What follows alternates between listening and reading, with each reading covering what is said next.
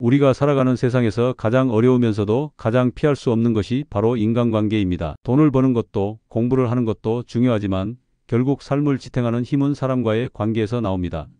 누군가는 이렇게 말했습니다. 사람이 전 재산이다. 그러나 그 말이 진짜가 되기 위해서는 반드시 지켜야 할 조건이 있습니다. 관계는 언제나 따뜻함에서 시작되지만 동시에 상처도 함께 가져옵니다. 처음에는 작은 호의로 시작된 마음이 시간이 지나면 권리로 변질되기도 하고 이해한다는 말 속에 진심은 없을 때가 많습니다. 때로는 나 혼자 기대하고 나 혼자 실망하면서 마음을 다치기도 하며 잘못된 상황에서도 침묵으로만 일관하다가 더 큰 문제를 만들기도 합니다. 그리고 마지막으로 가까워지고 싶은 마음에 거리를 두지 못하다가 오히려 관계를 지쳐버리게 만들기도 합니다. 이 5가지 태도는 누구나 한 번쯤은 경험해본 것들이고 지금 이 순간에도 우리가 무심코 저지르고 있을지 모릅니다. 관계가 무너지는 이유는 큰 사건이 아니라 이런 작은 습관과 태도에서 비롯되는 경우가 훨씬 많습니다. 오늘은 인간관계 속에서 반드시 조심해야 할 5가지 태도를 이야기하려 합니다. 이 이야기를 끝까지 들으신다면 아마도 여러분은 내가 왜 힘들었는지 이제 알겠다 하고 고개를 끄덕이게 될 것입니다. 그리고 앞으로의 삶에서 더 건강하고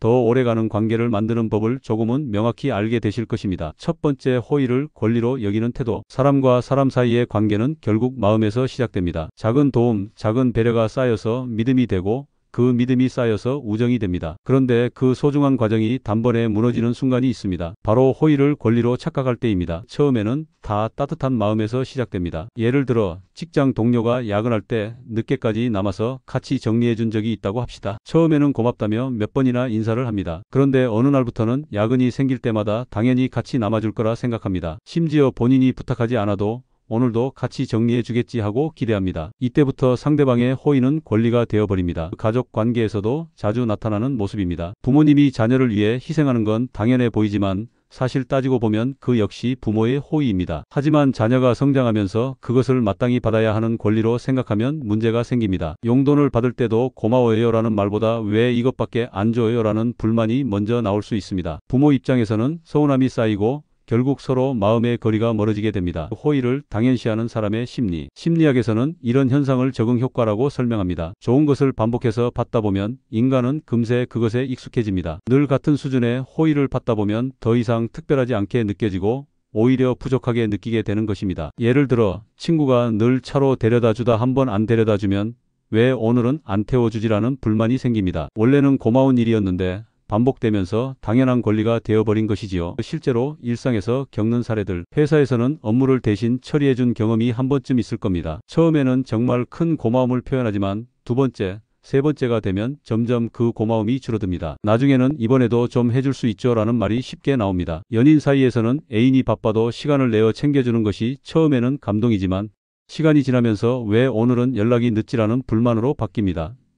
호의는 사랑의 표현이었는데 기대와 의무로 변질된 것입니다. 친구 사이에서는 술자리에서 늘 계산을 해주던 친구가 하루는 계산하지 않으면 그날따라 괜히 야박해 보입니다. 하지만 사실은 원래 본인이 계산했어야 맞습니다. 호의가 무너질 때 나타나는 결과. 호의를 권리로 여기는 태도가 지속되면 결국 관계는 서서히 무너집니다. 호의를 베푸는 사람은 지치고 피로감이 쌓입니다. 호의를 받던 사람은 더 큰 기대를 하게 됩니다. 결국 어느 순간 작은 거절 하나가 큰 갈등으로 번집니다. 그동안은 다 해주더니 왜 갑자기 안 해줘라는 말이 나올 때 그 관계는 이미 위태로운 단계에 들어선 것입니다. 건강하게 호의를 주고받는 방법. 그렇다면 어떻게 해야 할까요? 첫째, 호의를 줄 때는 선을 정해야 합니다. 내가 감당할 수 없는 선을 넘어서는 호의는 결국 나를 지치게 합니다. 둘째, 받는 입장에서는 고마움을 표현해야 합니다. 당연한 것이 아니라는 사실을 잊지 말아야 합니다. 작은 호의에도 고마워요라는 말이 관계를 지켜줍니다. 셋째, 거절할 때는 명확하게 해야 합니다. 억지로 하다가 불만이 쌓이면 관계는 더 빨리 무너집니다. 첫 번째 태도의 결론. 호의는 선물입니다. 선물은 늘 받을 때마다 감사한 것이어야 합니다. 그런데 선물이 의무로 변하면 그 순간 관계는 무너집니다. 그래서 인간관계에서 가장 먼저 지켜야 할 것은 바로 이 원칙입니다. 호의는 권리가 아닙니다.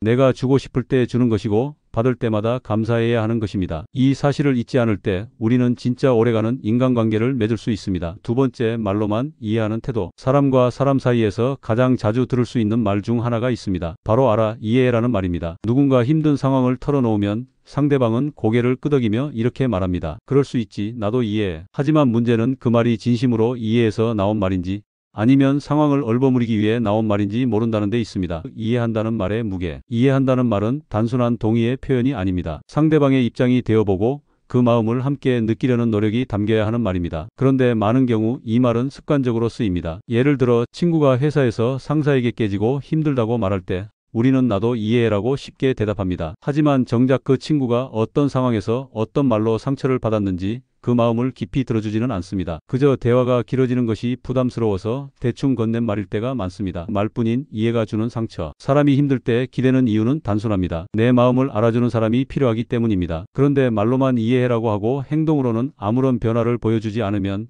상대방은 더 큰 상처를 받습니다. 부부 사이에서는 남편이 아내에게 알아 힘들지라고 말하면서도 정작 집안일을 돕지 않는다면 아내는 서운함이 더 커집니다. 친구 사이에서는 고민을 털어놓았는데 나도 그런 적 있어.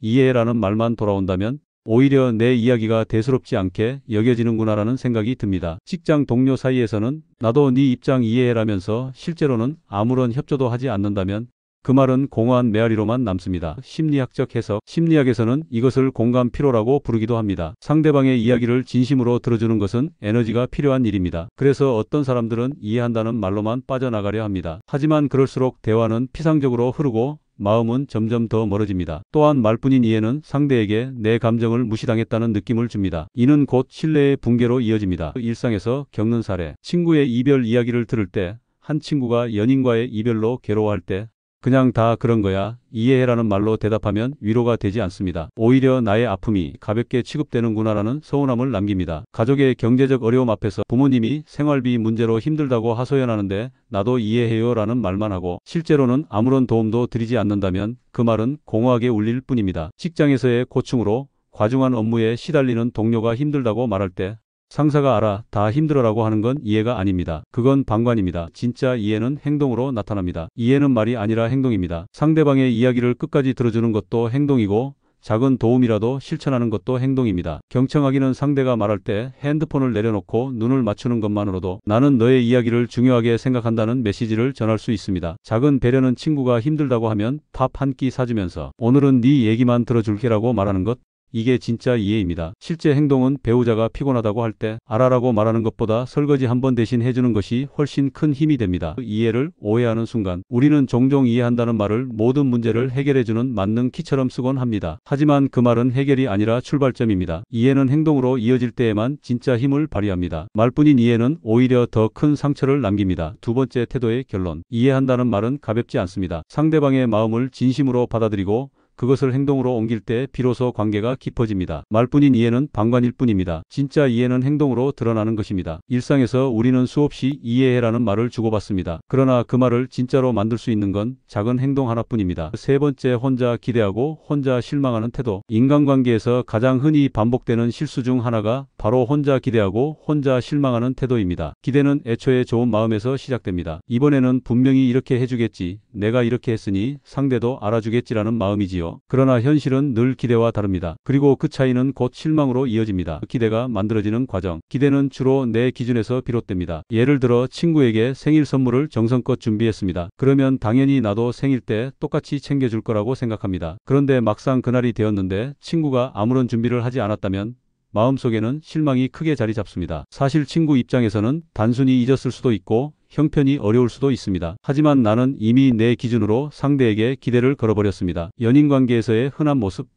연애를 할 때도 비슷합니다. 상대방이 먼저 연락해 주길 바라며 하루 종일 휴대폰을 확인합니다. 하지만 연락이 없으면 왜 오늘은 이렇게 무심하지 하고 혼자 서운해집니다. 상대방은 단순히 일이 바빠서 연락할 겨를이 없었을 수도 있지만 이미 내 기대치는 충족되지 않았기에 마음은 무너져 내립니다. 가족 사이에서도 일어나는 일. 부모와 자식 사이에도 기대와 실망은 늘 따라다닙니다. 부모는 자녀가 공부를 잘하길 기대하고 좋은 직장에 들어가길 바랍니다. 하지만 자녀의 삶은 부모의 기대와 다를 수 있습니다. 자녀 입장에서도 부모가 늘 내 마음을 알아주길 바라지만 부모는 세대 차이와 경험의 차이로 인해 제대로 공감하지 못합니다. 결국 서로는 왜 내 마음을 몰라주지 하며 상처를 받습니다. 기대와 실망의 악순환. 혼자 기대하고 혼자 실망하는 태도의 가장 큰 문제는 반복된다는 것입니다. 한번 실망하면 다시는 기대하지 말아야지라고 다짐합니다. 하지만 시간이 지나면 또다시 기대하게 됩니다. 결국 또 실망하고 또 상처를 받습니다. 이 과정이 반복되면 관계 자체가 피로해집니다. 기대는 희망이 아니라 불만의 씨앗이 되고 맙니다. 심리학적 분석. 심리학에서는 이것을 투사라고 설명합니다. 내가 생각하는 기준과 마음을 상대방에게 그대로 투영하는 것입니다. 그래서 내가 이렇게 했으니 상대도 똑같이 하겠지라고 믿습니다. 하지만 사람은 각자 다른 배경, 성격,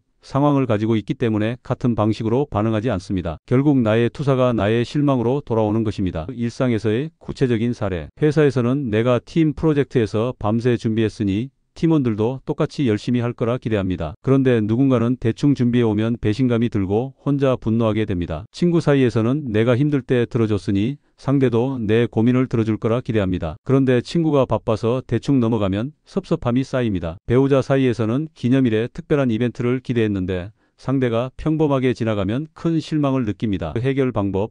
기대의 무게를 줄이는 법. 그렇다면 어떻게 해야 할까요? 첫째, 기대의 기준을 낮추는 것입니다. 모든 사람이 나와 같은 마음일 거라는 생각은 버려야 합니다. 둘째, 기대보다 표현을 앞세우는 것입니다. 나는 이런 걸 원해라고 말하는 것이 솔직하고 건강합니다. 말하지 않고 상대가 알아주길 바라는 것은 오히려 이기적인 태도일 수 있습니다. 셋째, 스스로 만족할 수 있는 기준을 세우는 것입니다. 상대가 해주지 않아도 내가 내 마음을 돌볼 수 있다면 실망은 줄어듭니다. 세 번째, 태도의 결론. 기대는 인간관계를 따뜻하게 만들기도 하지만 동시에 상처의 씨앗이 되기도 합니다. 그래서 우리는 늘 스스로에게 물어야 합니다. 이건 상대가 해줘야 하는 일인가? 아니면 내가 혼자 기대한 일인가? 혼자 기대하고 혼자 실망하는 태도에서 벗어날 때 인간관계는 훨씬 더 가볍고 자유로워집니다. 상대는 내 마음을 대신 살아주는 사람이 아닙니다. 기대는 줄이고 표현은 늘리고 스스로 만족하는 법을 배울 때 관계는 더 오래 갑니다. 네 번째, 침묵하는 태도. 사람들은 종종 말합니다. 침묵은 금이다. 상황에 따라서는 맞는 말입니다. 괜히 불필요한 말로 다툼을 키우는 것보다는 차라리 조용히 넘어가는 게 더 나을 때가 있습니다. 그러나 모든 침묵이 지혜로운 것은 아닙니다. 특히 인간관계에서 잘못된 행동이나 상처 주는 태도 앞에서 침묵한다면